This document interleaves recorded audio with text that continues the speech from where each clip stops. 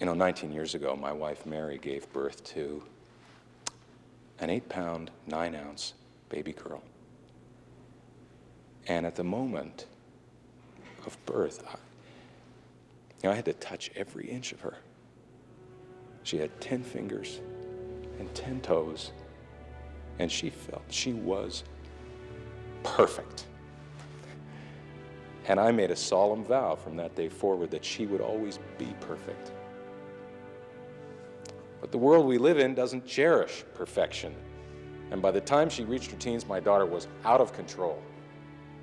And I felt, well, you know how I felt. I felt helpless. And that's when I was inspired to develop this program. And I devoted every ounce of my being to rescuing her. And I'm proud to say that she's been accepted into the Veterinary School of Medicine at Stanford. She's in a committed relationship with a young San Francisco district attorney. And she bakes a Toll House cookie that makes you see God.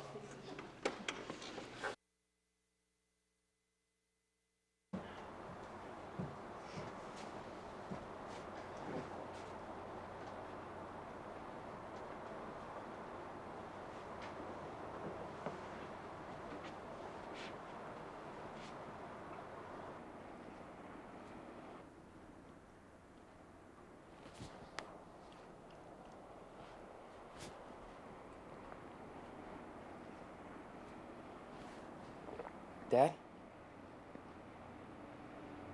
It's beautiful, isn't it? Chicago never had this. What happened to the mirror? Oh, it's just an accident. I'll fix it in the morning. Yeah. Easy fix.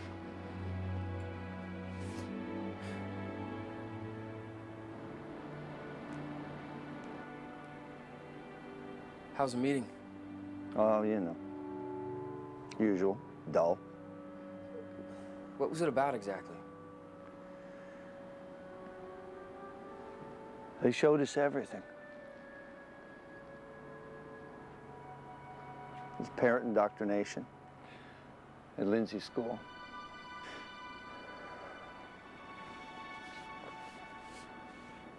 Good night, Dad. Hey. Yeah? I love you, son. And there's nothing that we wouldn't do for you and Lindsay. Nothing.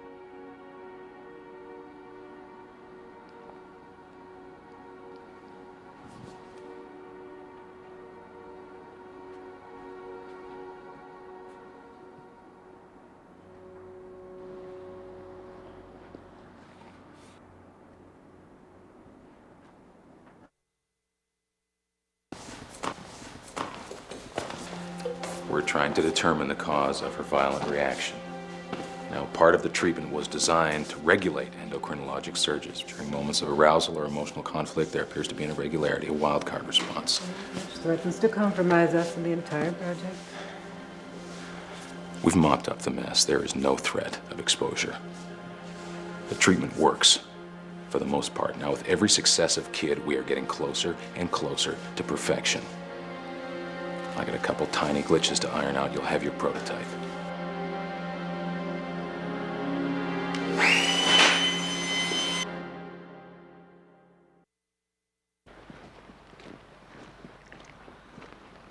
You hate it here, don't you? I don't know. It's just different. Yeah. The kids. They're strange. I know. Strange how? Well, it's like they're always smiling. They're always happy. Like those cartoon chipmunks, Chip and Dale. It's like a whole town full of Chips and Dales. But they're okay. They're nice. They're smart. They are smart.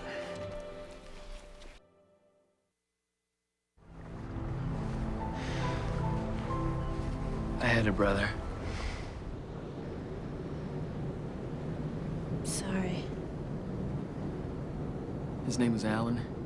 He was a couple years older than me. He was wild, that's for sure. If he would have made it through his teens, he would have been something amazing. But he was always in pain. And Abby, his girlfriend, Abby made that go away. I don't know, I just never met two people more good for each other.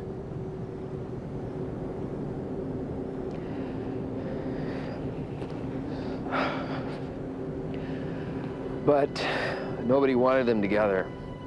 Not my folks, certainly not hers. Some bullshit about them being bad influences on each other. I don't know. So they decided they were gonna run away, go to California or something. And the plan was to meet at this playground by school and take off. Only Abby's parents found out about it and locked her in her room. And then Abby's brother, this shitball named Frank, drove to the playground, told my brother that Abby wasn't coming, that she decided to stay. Alan freaked. He couldn't believe it. So he sat there until it got dark, until the gun he had somehow gotten a hold of was looking like a good solution to all of his problems.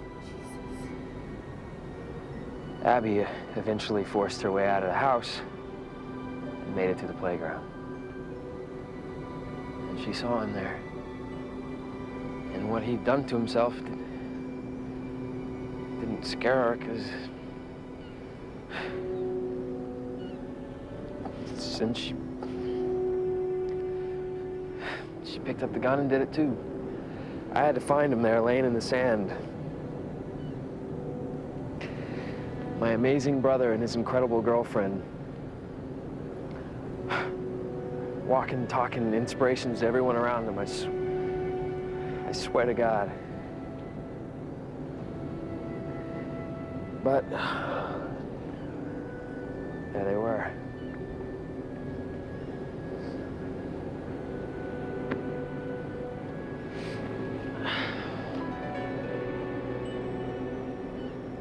In 8 months to the day he died, or what would have been Alan's 19th birthday,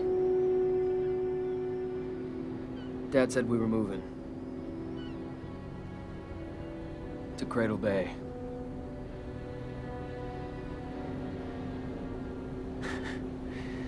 Where everything was gonna be all right.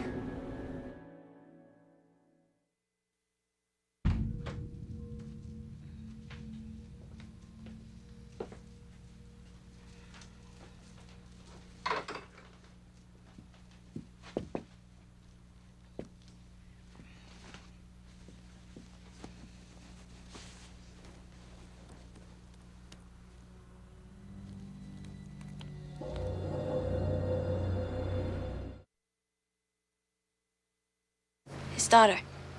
His own daughter. How can nobody not know that there's something fully fucked up in Bishop Flats? Nobody's safe, Steve.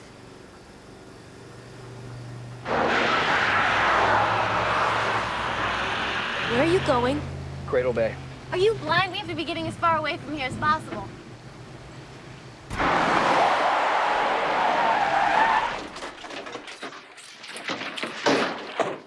You know, if you go back there, who's gonna believe you, huh?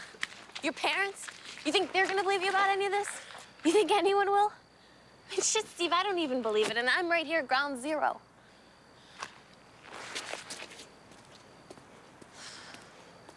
You know, you're not the only one that's suffering here.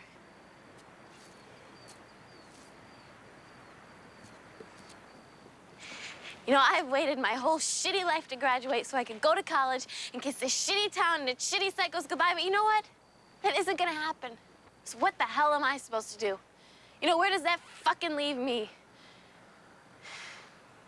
You know, now I'll forever be some forgotten scumbag chick from Cook's Ridge.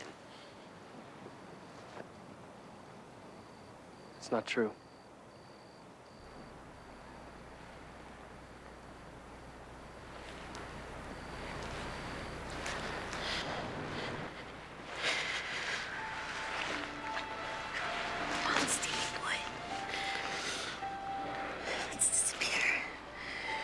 non-stop to nowhere. Please.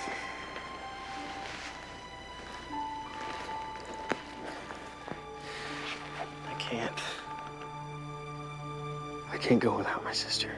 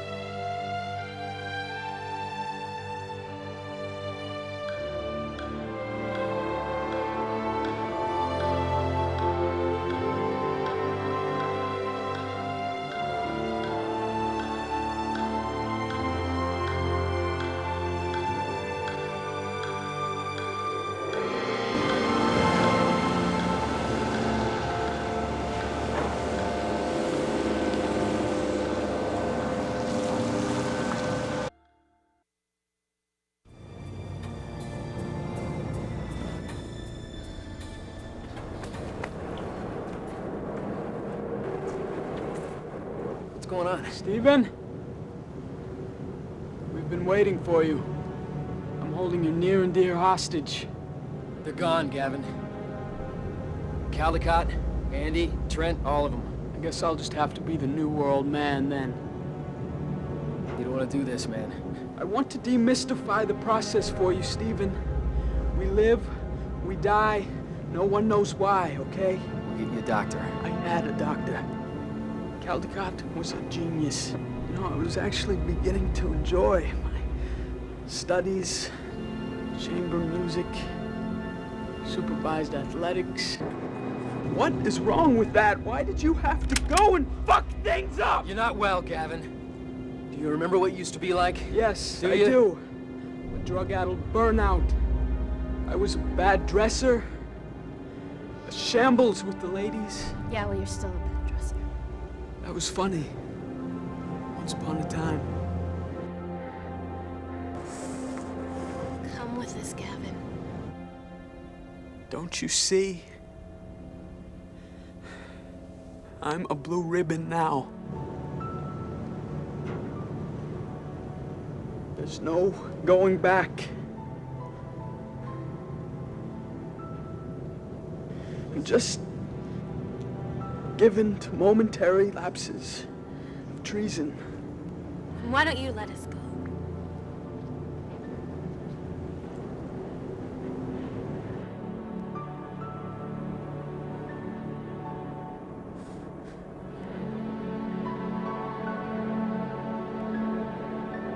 Okay. You should all just go forward. Have a big old party for your pal. Gavin Strick and call it life.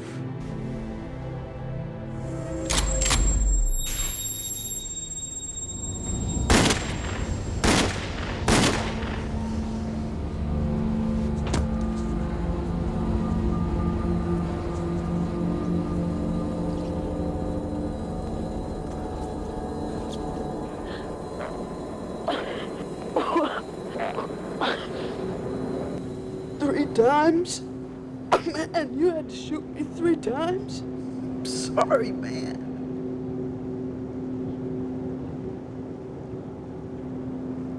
Well, I gotta say, you make one twisted family. This diminishes chances of me ever getting to meet Trent Reznor.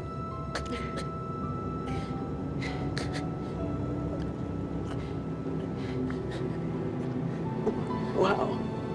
I guess I'm coming around.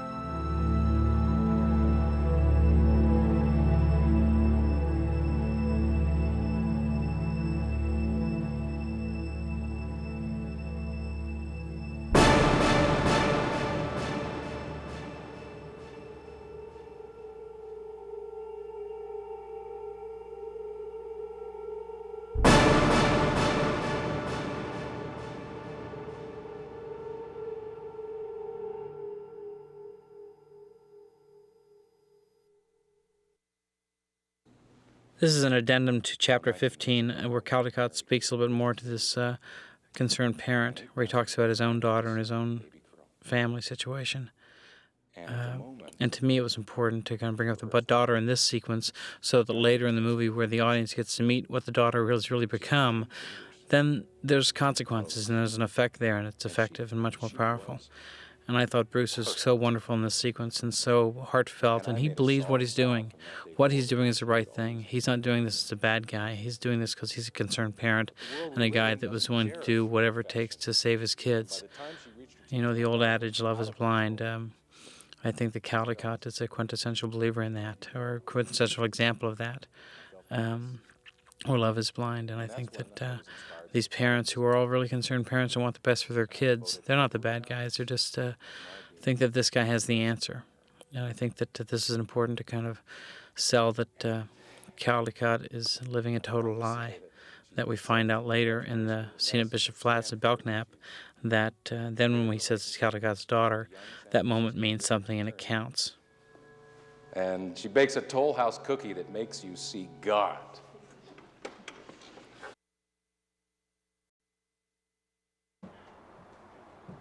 This scene happens between scene 22 and 23, between Bad, Wrong, Wrong, Bad and Fixing Lorna. Steve in the opening of the picture didn't talk to his dad and they couldn't really communicate. But now I wanted to have it later in the picture that they do communicate. And we see that the parents have a dimension, that the dad is not a two-dimensional stick figure, but he basically loves his kids and he wants to try to help them, and he's there to do that. Dad? Beautiful, isn't it? This is a scene that is kind of an homage to, or maybe a rip-off of Stepford Wives, the William Goldman script, where Catherine Ross comes down to the fireplace and talks to her husband. But you see that his point of view is such that he feels what he's doing is the right thing for him, and this father's feeling the same thing. And I felt this was another moment in the picture that I thought lifted it up beyond just a teenage horror picture. You know, usual, dull. I thought Terry David Mulligan did his best performance I've ever seen in this scene. I thought he was fantastic, the dad. They showed us everything. They call Terry David the Dick Clark of Canada. He's a very popular figure there with respect to music video, television, and so forth, and doing lots of work on camera as far as reporters are concerned. But there's a lot more there than meets the eye. I love you, son. And there's nothing that we wouldn't do for you. And Lindsay, Nothing. I was very proud of that scene, how that worked out.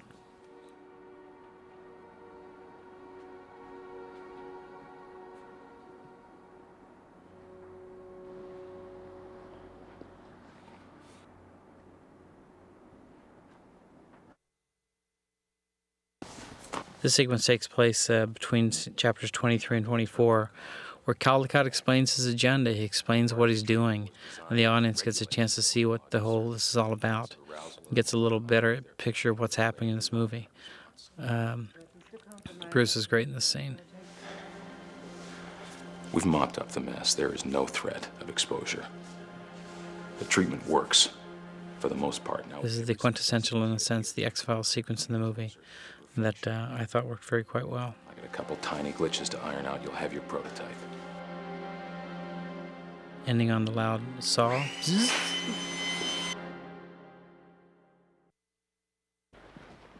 This scene happens between sections 24 and 25 chapters that we get a chance to basically just see a little bit more of Lindsay. Get to see how this town's affecting her and how the Blue Ribbon situation is affecting her. And I thought it was very important, the depth that this provided in the movie to kind of give Steve that reason to come back and save his sister. Well, it's like they're always smiling. They're always happy. Like those cartoon chipmunks, Chip and Dale. I thought Scott did a great job with this scene. The writing of this sequence is really, really wonderful. But they're okay. And very, very real. They're nice. They're smart. They are smart.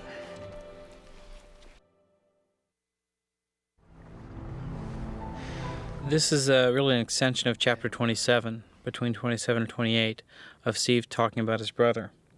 What, of course, Steve does here is he talks not only about his brother in Chicago and how he shot himself, but actually how his brother and his girlfriend committed a double suicide, which in a sense, that relationship with respect to a girl from the wrong side of the tracks and his brother, of course, is mirrored in this situation with Rachel and Steve. And in an early screening of this, a 17-year-old boy who you would not expect to like this scene said this was his favorite scene in the movie. So I thought the scene worked. I think this is a great scene that Steve actually talks from the heart and kind of gives the audience a sense, inside look at what he's all about and why he is the way he is. But nobody wanted them together. Not my folks, certainly not hers. Some bullshit about them being bad influences. I thought James Marsden was really quite wonderful in this scene. He really was so committed to making this right, and I was just lucky to be able to point the camera at it in a sense, because he knew exactly what to do with it and how to play it and how much to give and how much not to. And I thought that his performance in this scene was the best in the picture. And then Abby's brother. I thought Scott wrote a great scene here, and I thought that it worked very, very well. Drove to the playground. Told my brother that Abby wasn't coming. That she decided to stay. Alan freaked. He couldn't believe it. So he sat there. Interesting, I look at Steve and I look at that scar on his face. That was an idea that I had early on in the picture where the scar could go on to, of course, involve he and Lorna a little bit deeper, superficially, but also do something to kind of toughen Jimmy's look up just a little bit, that I thought worked pretty well. And what he'd done to himself didn't scare her, because since she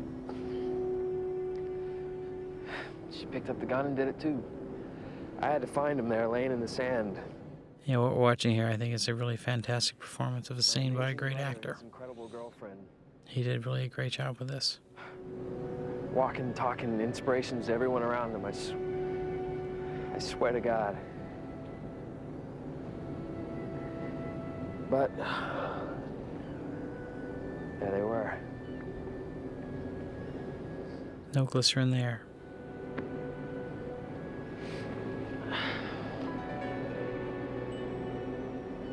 And now we get more of an insight of why they're in Cradle Bay. It would have been Alan's 19th birthday. I think those are questions that I think are necessary in a picture to kind of answer those, so people don't turn to their person in the theater and say, what happened there and why is that? Why did that happen? I think this is a scene that definitely explains and lets us all in on the It's gonna be all right. motive.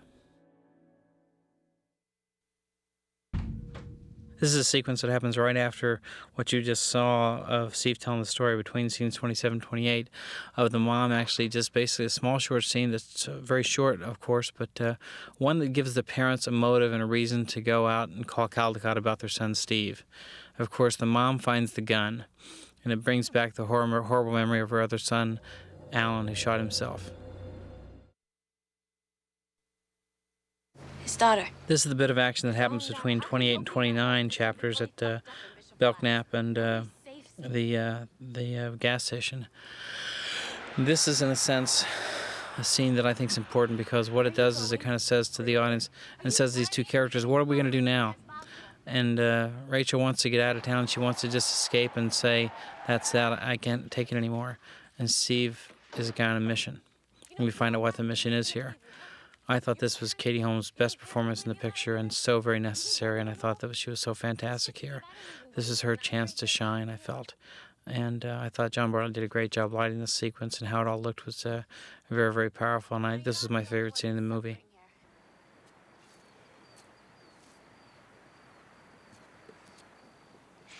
I've waited my whole shitty life to graduate so I could go to college and kiss this shitty town and its shitty psychos goodbye, but you know what?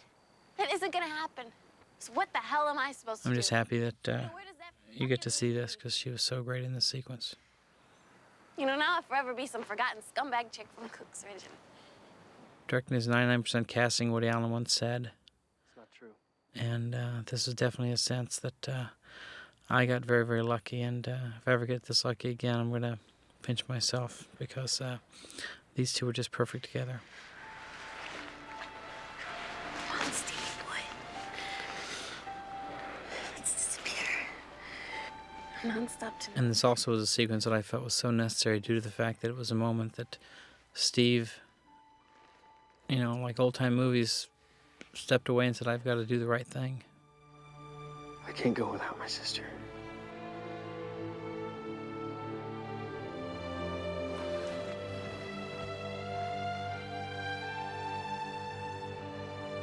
Now they separate. What is going to happen now? To me, this shot here was the love scene in the movie, where Rachel comes back and says, let's do it. Let's do the right thing.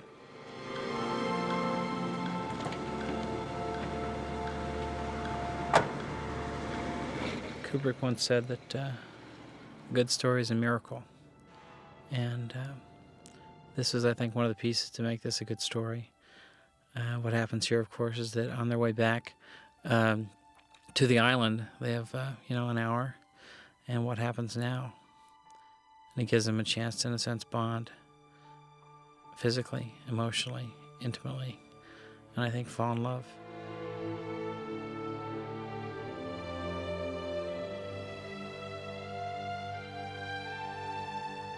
We shot some of this on a ferry, very cold in the middle of the night, back in Vancouver in the raining cold, and these kids are really pros, man. They just went for it. It was great. And it was very lovely. After working with these kids, I felt that the emotion that they gave to their parts was so wonderful and so real that this needed to have that much class and caliber. That's the way I wanted to shoot this scene. And I think that they really came across quite powerfully here. And you believed that they were actually in love, which is something you don't hear a whole lot anymore. This is not a sex scene, it's a love scene, I think.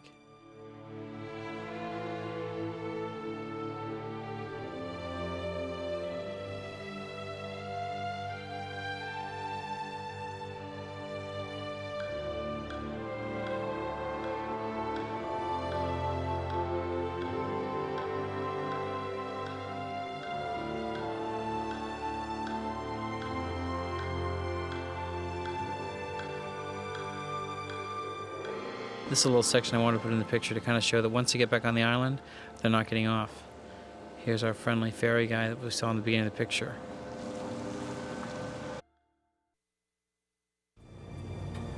This is the original ending of the picture. This takes place after Steve kills Caldecott and jumps on the boat.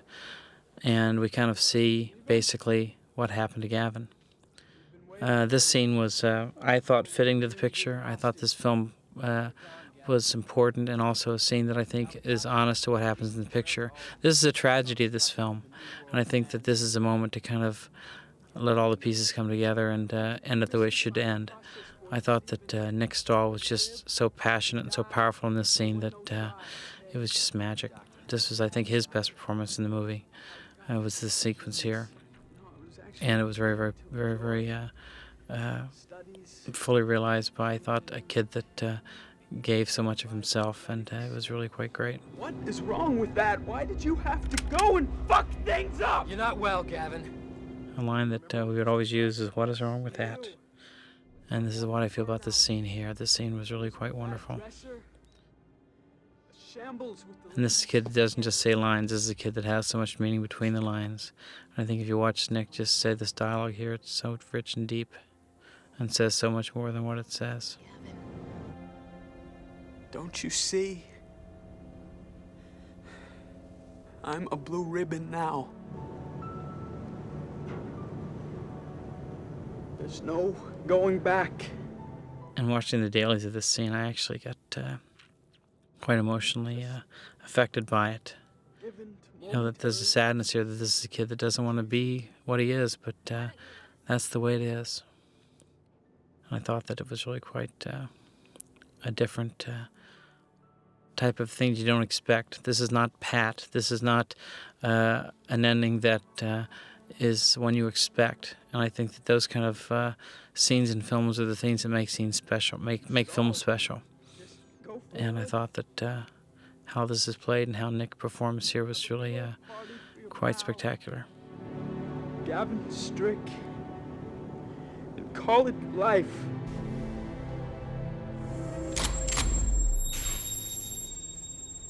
That little eyeball shot was something we added and shot later on, just to kind of show the audience that, hey, this kid is affected and is still under the Caldecott spell and the brainwashing.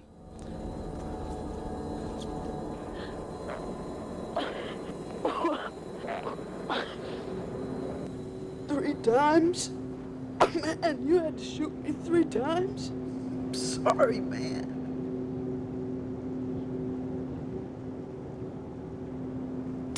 Well, I gotta say, you make one twisted family. This diminishes chances of me ever getting to meet Trent Reznor.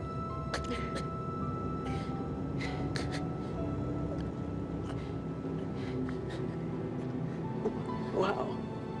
I guess I'm coming around. All these actors are so wonderfully committed to this. Look at the power and richness they have, and so very real.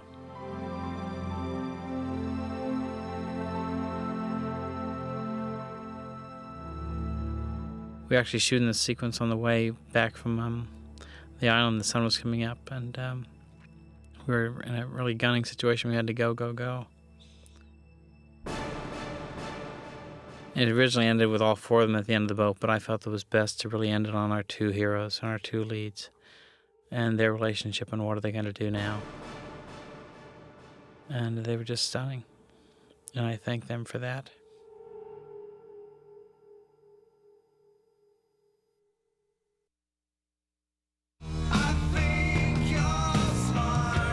The Disturbing Behavior soundtrack, in stores now, featuring Every Little Thing Counts by Gina Stone, and Got You Where I Want You by The Flies.